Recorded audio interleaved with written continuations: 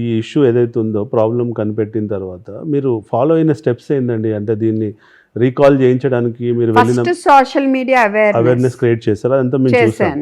తర్వాత 2021లో CDSCOకి రాసా.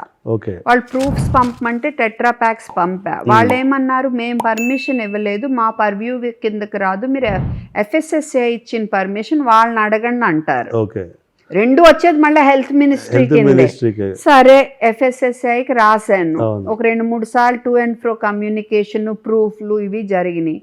పనావల central health minister గారికి రాసా. ఓకే, అక్కడి నుంచి FSSAIకి ఆర్డర్ వచ్చింది, నా దగ్గర ఆ కాపీ కూడా ఉంది, okay, look in to this matter అని.